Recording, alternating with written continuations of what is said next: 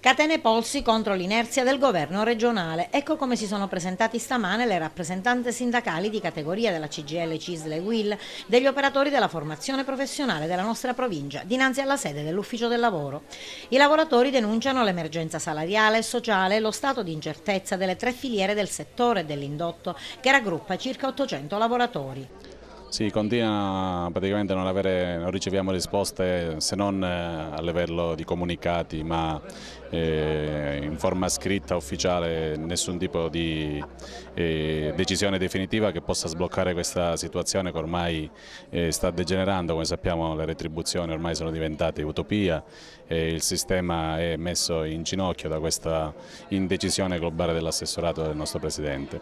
Una situazione ormai insostenibile principalmente per voi e le vostre famiglie. Sì, soprattutto per le nostre famiglie e per tutto il sistema è bloccato. In pratica non riceviamo stipendi da molti mesi, pur essendoci la disponibilità, visto che noi lavoriamo sul Fondo Sociale Europeo, quindi fondi disponibili. L'amministrazione non funziona, è bloccata, è una vergogna questo Crocetta.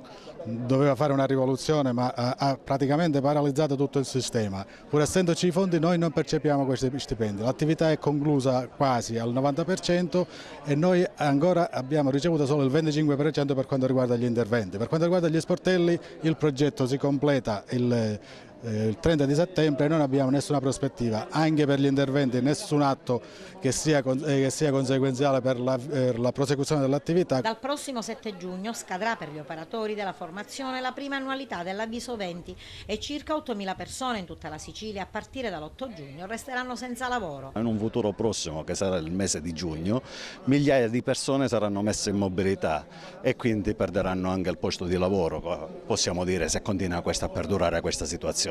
Un'altra cosa molto grave è che i più fortunati non ricevono lo stipendio da 6 mesi, i meno fortunati anche 20 mesi di stipendio, quindi le loro famiglie ne soffrono.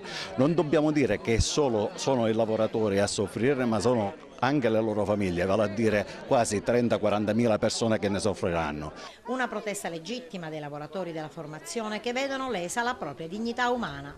Noi stiamo assistendo ad un processo di annichilimento della dignità del lavoratore e questa tanto auspicata, ma soltanto auspicata da noi, ma tanto è solo annunciata dal nostro governatore, si sta traducendo di fatto in un danno economico e non soltanto un danno economico per noi lavoratori, ma di un danno esistenziale.